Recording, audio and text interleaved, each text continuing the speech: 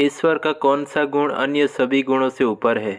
इस सवाल का कि ईश्वर के कौन से गुण सर्वोच्च या सबसे महत्वपूर्ण है या दूसरों से ऊपर है, इसका उत्तर दो समांतर तरीकों से दिया जाना चाहिए। एक संभावित उत्तर ईश्वर के उन गुणों के बीच अंतर करना है जिन्हें समझना हमारे लिए अधिक महत्वपूर्ण है, लेकिन हमें इस बात पर भी विचार करना चाहिए कि वास्तव में ईश्वर के कुछ गुण उसके लिए अधिक महत्वपूर्ण है या नहीं। दिलचस्प बात यह है कि जब हम ईश्वर के गुणों को देखते हैं तो हम पाते हैं कि वे सभी अपरिवर्तनीय रूप से परिपूर्ण हैं। इसलिए उनके महत्व में कोई व्यवहारिक अंतर नहीं है, कम से कम ईश्वर के लिए नहीं। हालांकि मानवीय दृष्टिकोण से जिस तरह से हम परमेश्वर के गुणों को समझते हैं वह एक निश्चित क्रम में आना चाहिए। वास्तव में असीम पूर्ण होने के लिए एक व्यक्ति को सभी गुणों में परिपूर्ण होना होगा।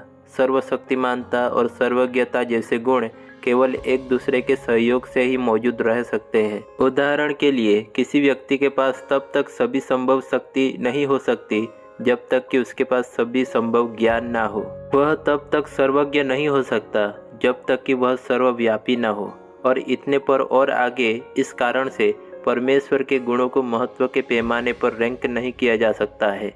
जैसे कि कुछ लोग दूसरों की तुलना में अधिक महत्वपूर्ण थे कि परमेश्वर कौन है। ईश्वर के सभी गुण समान रूप से परिपूर्ण, समान रूप से अनंत और समान रूप से क्रमबद्ध है। साथ ही मनुष्य अनंत नहीं है, न ही हम परिपूर्ण हैं। इस कारण से इससे पहले कि हम दूसरों की उचित सराहना कर सके, ईश्वर के कुछ गुणों को समझना आवश्यक है। जब सब कुछ कहा और किया जाता है तो मानवीय दृष्टिकोण से यह समझने का प्रारंभिक बिंदु कि ईश्वर कौन है उसकी पवित्रता है। यशायाह 6:3 बताता है, वे एक दूसरे से पुकार पुकार कर कह रहे थे, सेनाओं का यहोवा पवित्र पवित्र पवित्र है, सारी पृथ्वी उसके तेज से भरपूर है। ईश्वर की पवित्रता का अर्थ है कि वह मानव जाति से अलग है, कि वह मौलिक तरीके से हमसे अलग है।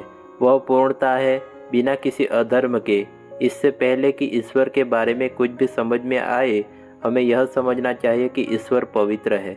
इस विशिष्टता को पहचाने बिना उसके किसी भी अन्य गुण का कोई मतलब नहीं है। अधिक सामान्यतः हमें ईश्वर के उन गुणों को समझने की आवश्यकता है जो मानव जाति से परे है, इससे पहले कि हम मानवीय अनुभव से अधिक जुड़े हुए गुणों को समझ सके।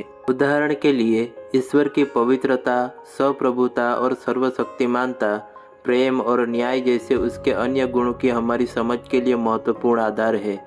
जैसा कि पहले बताया गया है, ईश्वर की पूर्णता सुनिश्चित करती है कि ईश्वर का कोई भी गुण दूसरों की तुलना में अधिक या कम मौजूद नहीं है।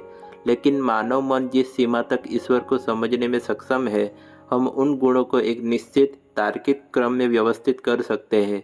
यह उनकी पवित्रता से शुरू होता है, उनकी शक्ति, सर्वशक्तिमानता, स्वप्रभुता आदि तक फैलता है, और फिर उनके व्यक्तित्व, प्रेम, दया, न्याय आदि तक फैलता है।